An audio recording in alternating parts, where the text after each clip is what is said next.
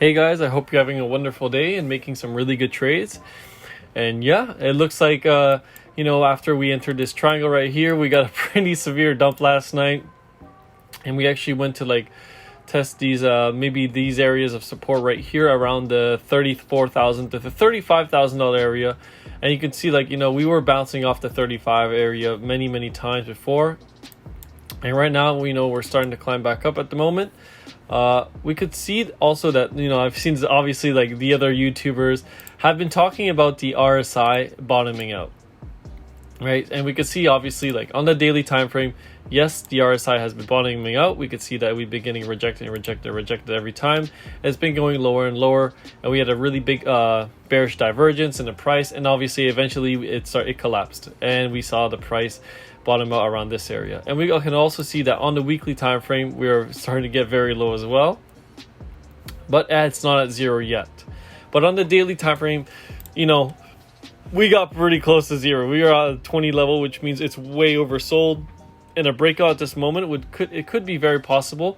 And it is, we can't rule out the fact that we may start to climb up right now, maybe to the $55,000 area, right? And I think that's not where the 21 weekly EMA is. I think the 21 weekly EMA has been falling as the price has been falling as well. So we can see right here that the 21.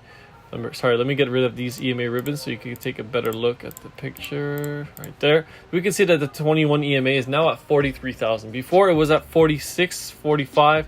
Now it's starting to go down as the price is going down. But a strong reversal from here would be very nice. It would be kind of like a relief rally to give the price some break right now after all of this selling.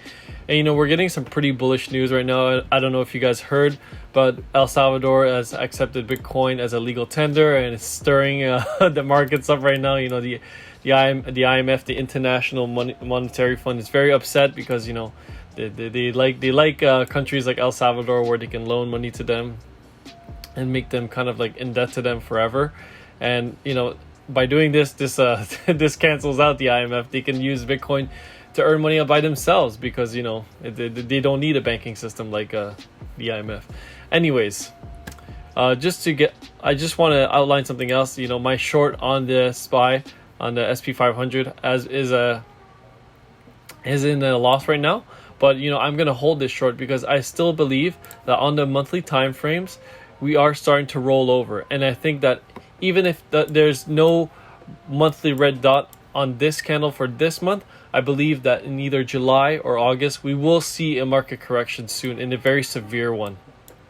All right. I just decided to enter my short in June because I don't want to miss shorting the top, right? Obviously, we could have a massive run up, but I think the likelihood of that happening is it's very unlikely. And I'm still confident in my short position.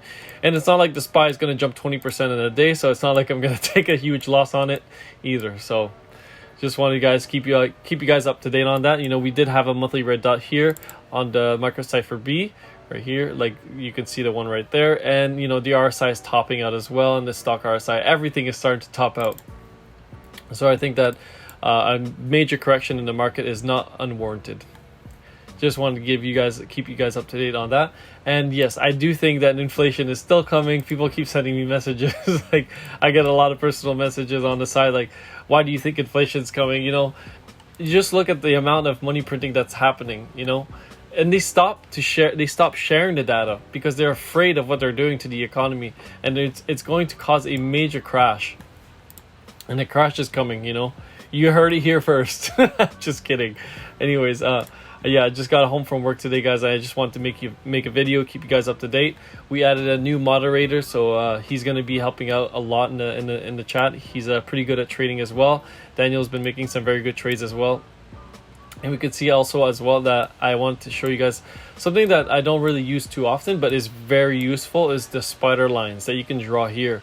I don't know if you guys know how to draw the spider lines, but if you want, you could look at Crypto Face's tutorial. And if you want, I can make a tutorial as well to show you guys how to make a spider lines. It's pretty simple, and it gives you support and resistances, where you can find support and where you can find resistances.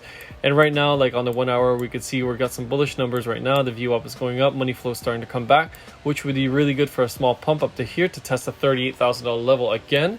If we can test it, that would be very good. You know, we could maybe have a breakup from here, and if we keep breaking out, that'd be really good.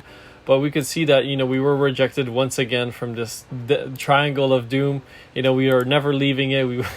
We had this, apparently this is a fake out, but obviously it's a big dump, and it bounced back from support, and we're back in a triangle. So something better happens soon. And we can't just keep trending sideways. There's obviously the Wyckoff pattern right now that could be playing out. Some people were saying that this was phase C, and we made a lower low. Technically speaking, yes, we made a little bit of a lower low. I mean, just by looking at it, this was a wick down and this was a wick. It was pretty close. We could obviously look at the numbers right here. Right here, we made a low of 31,107. Oops, sorry, 31,107, and right here we made a low of 31,025. So yes, technically, yes, we did make a lower low, but not by much. You know, a couple dollars. It's not that much. Anyways, yeah, just by looking at market cipher right here on the daily time frame as well, we want to look at the larger time frames. The money flow is still in the red, so you know we're not out of the woods yet. So you know a dump would not be unworded as well. So I'm not gonna say exactly as predicted as Carl, because it's not a prediction. We're just outlining what could happen and what's gonna happen. And what I think could happen is, the more likely scenario, you know, we are still in a very severe downtrend. It's not.